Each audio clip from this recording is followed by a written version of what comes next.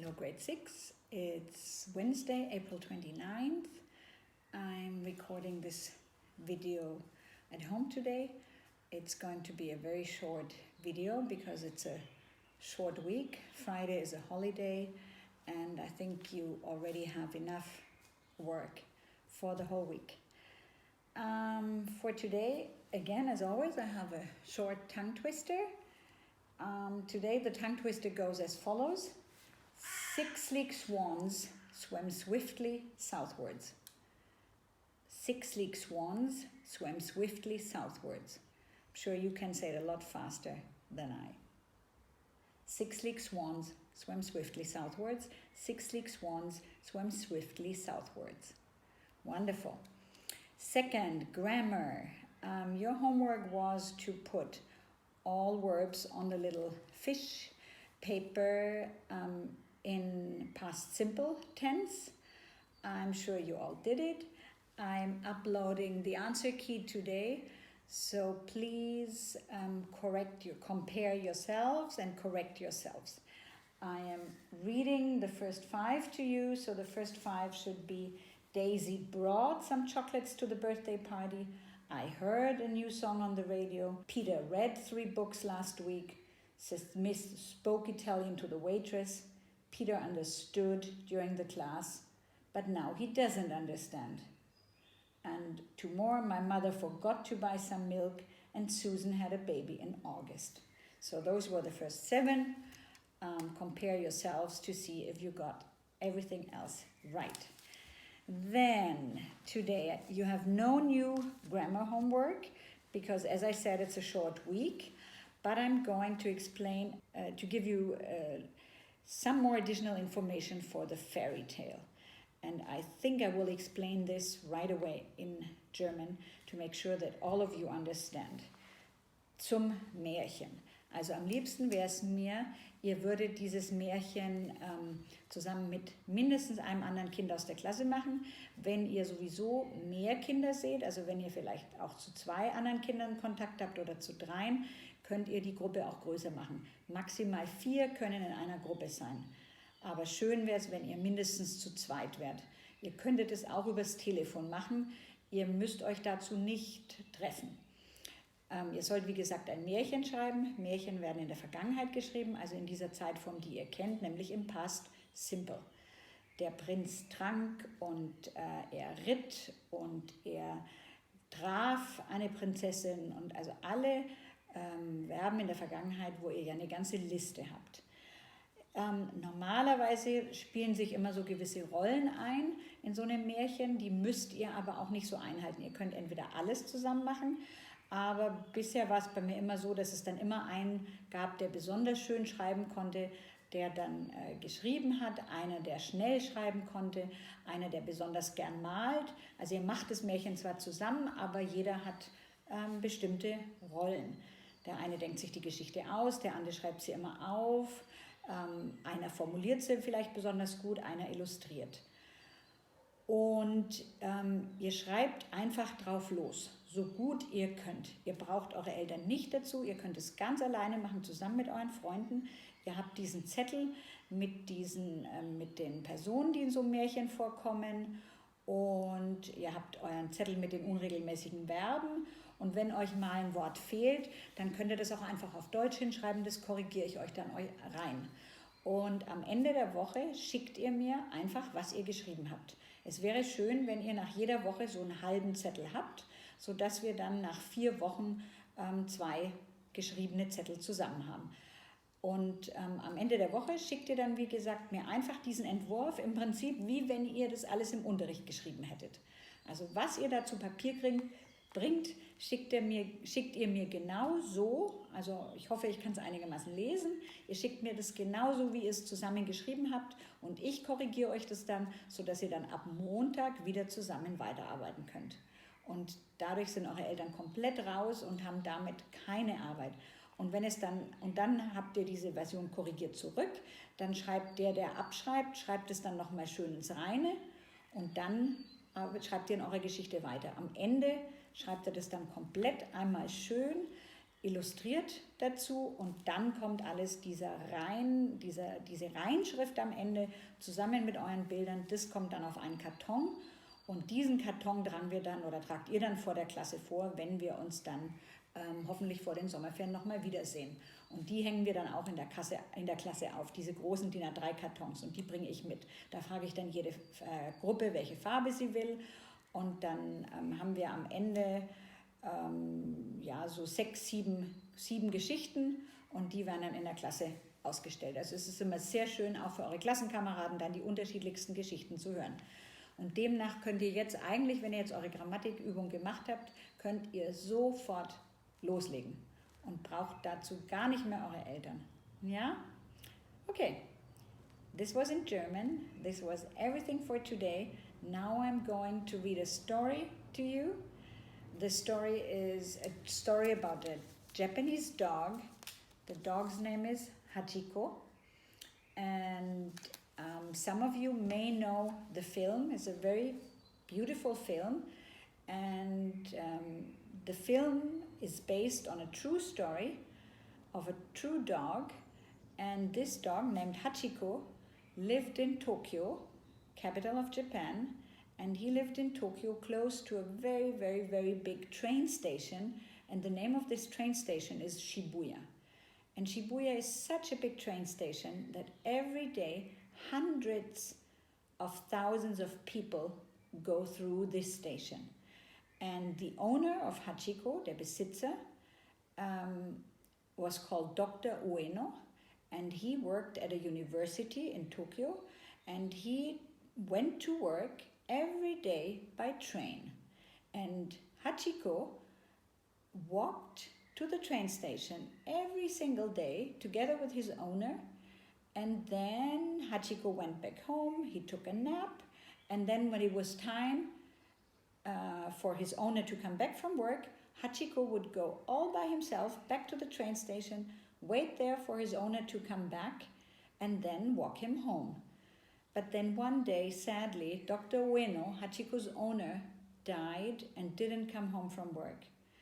And from that day on, Hachiko, he continued to go to the train station.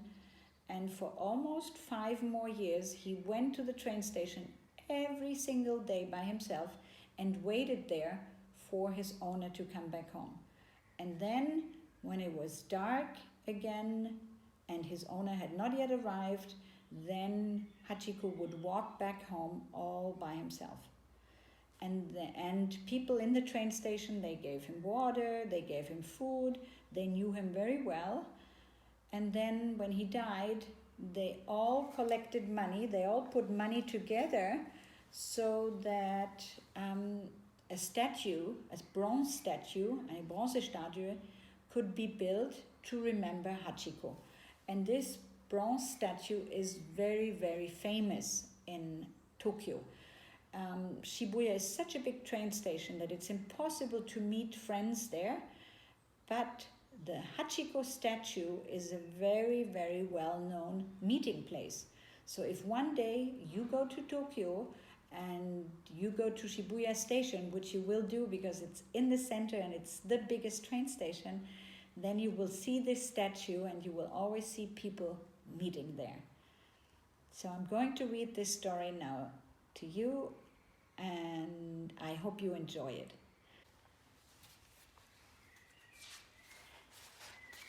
Hachiko, the true story of a loyal dog. There's a statue of my old friend at the entrance to Shibuya station. His bronze feet are bright and shiny, polished by thousands of friendly hands. There's a sign that says simply, "Loyal dog Hachiko." I close my eyes and remember the day we met so long ago. When I was 6 years old, my family moved to a little house in Tokyo near the Shibuya train station. At first, the trains frightened me, but after a while, I grew to enjoy their power and the furious noises they made. One day I begged Mama to take me to meet Papa as he came home on the afternoon train. She laughed and said, "Kentaro, you have become big and brave, just like a samurai."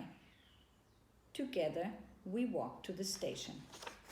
It was spring, and the day was clear and cold. There were tiny carts all around the station, selling snacks, newspapers, and hundreds of other things to the crowds of people rushing by. Ladies in kimonos walked carefully, trying to keep their white tabi socks away from the grime of the streets. Businessmen strode about, hurrying home or to catch another train. Mama and I had stopped near the station entrance when I noticed the dog. He was sitting quietly, all alone by a newspaper stand.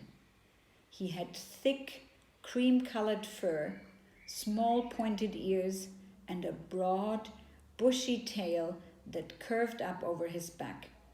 I wondered if the dog was a stray, but he was wearing a nice leather harness and looked healthy and strong. His brown eyes were fixed on the station entrance.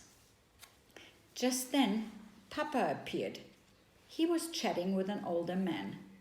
The dog bounded over to the man, his entire body wiggling and quivering with delight. His eyes shone, and his mouth curled up into something that looked to me just like a smile. "Ah, Kentaro, you see, Dr. Ueno, you're not the only one who has someone to welcome him," said Papa. He introduced us to the older man. "Dr. Ueno works with me at Tokyo Imperial University." "What's your dog's name?" I asked timidly. The dog was beautiful, but his sharp face reminded me of a wolf's. I grabbed Mama's kimono and stepped behind her just in case. "Don't be afraid," said Dr. Ueno kindly. "That's Hachiko. He's big but still a puppy. He walks me to the station every morning and waits for me to come home every afternoon. I think Hachiko stores up all his joy all day long and then lets it out all at once." Hachiko stood wagging his tail next to Dr. Ueno. I reached out to him to touch him, and he bounced forward and sniffed my face. I yelped and jumped back behind Mama. They all laughed. "Oh, Kentaro, don't worry. He just wants to get to know you," said Dr. Ueno. "Dogs can tell a lot about people just by smelling them." "Why, Hachiko probably knows what you ate for lunch." I sniffed my hand, but it didn't smell like rice balls to me. I reached out and touched Hachiko gently on the shoulder. "His fur is so thick and soft," I said, "like a bear's."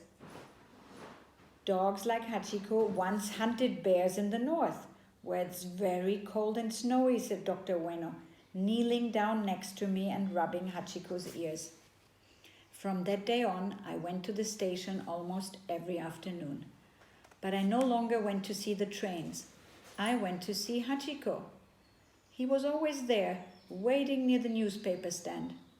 I often saved something from my lunch and hid it in one of my pockets. Hachiko would sniff all over me, wagging his tail until he found a sticky bit of fish or soya bean cake. Then he would nudge me with his nose as if to say, "Give me my prize." When it was cold, I would bury my face in the thick fur around his neck. One day in May, I was waiting at the station with Hachiko. The moment I saw Papa, I knew something was wrong. He was all alone and he walked hunched over, staring sadly at the gray pavement under his feet. "What's the matter, Papa?" I asked him anxiously, standing with one hand on Hachiko's broad head. He sighed. "Kentaro, let's go home." Hachiko's bright brown eyes followed us as we walked away, but he stayed behind, waiting for Dr. Ueno.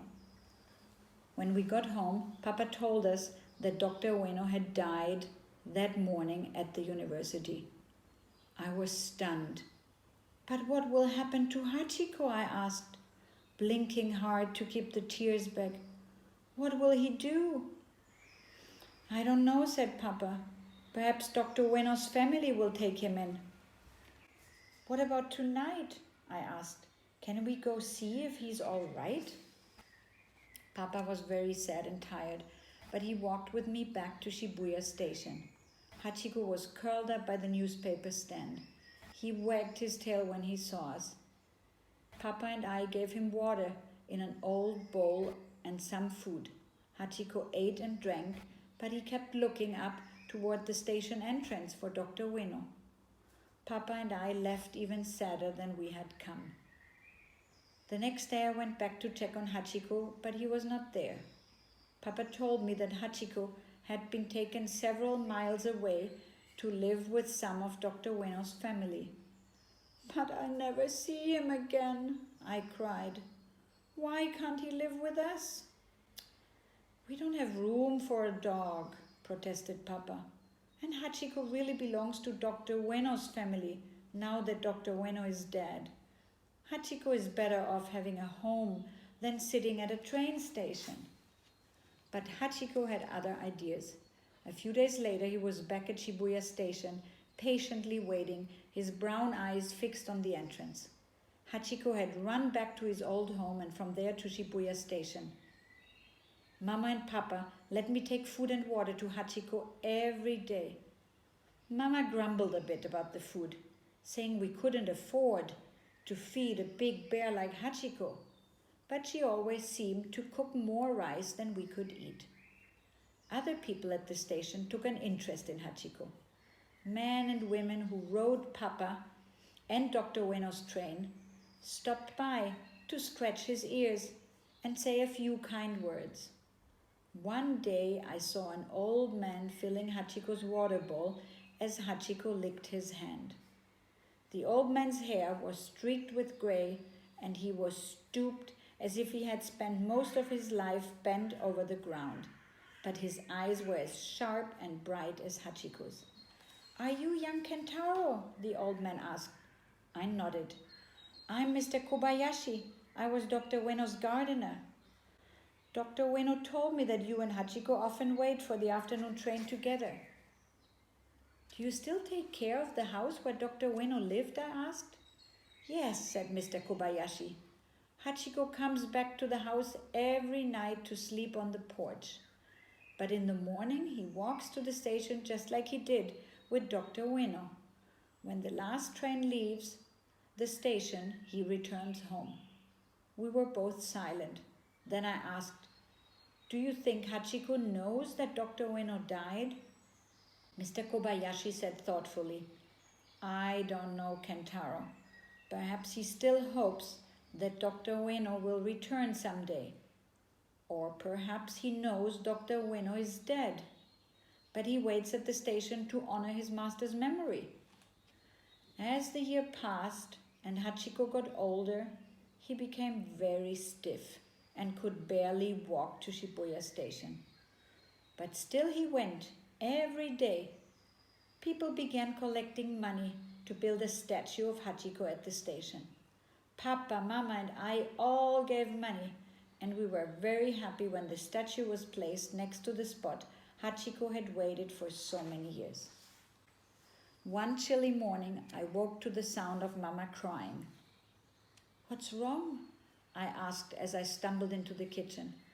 Papa sat silently at the table and Mama turned her tear-stained face to me. Hachiko died last night at Shibuya Station, she choked, still waiting for Dr. Ueno. I was 17 and too big to cry, but I went into the other room and did not come out for a long time. Later that day, we all went to the station. To our great surprise, Hachiko's spot near the newspaper stand was covered in flowers placed there by his many friends. Old Mr. Kobayashi was there. He shuffled over to me and put a hand on my shoulder. Hachiko didn't come back to the house last night, he said quietly. I walked to the station and found him. I think his spirit is with Dr. Ueno. Don't you? Yes, I whispered. The big bronze statue of Hachiko is a very famous meeting place. Shibuya Station is enormous now, and hundreds of thousands of people travel through it every day. People always say to each other, "Let's meet at Hachiko." Today, Hachiko is a place where friends and family, long separated, come together again. So this was the story of Hachiko. I wish you a wonderful week and then a wonderful long weekend. I see you tomorrow at 5 o'clock. I hope to see some of you there. I'm looking forward to. And again, send me your questions. And I'm looking forward to receiving more presentations from the Germanen. But other than that, have a wonderful weekend. Bye-bye, grade 6. Bye-bye.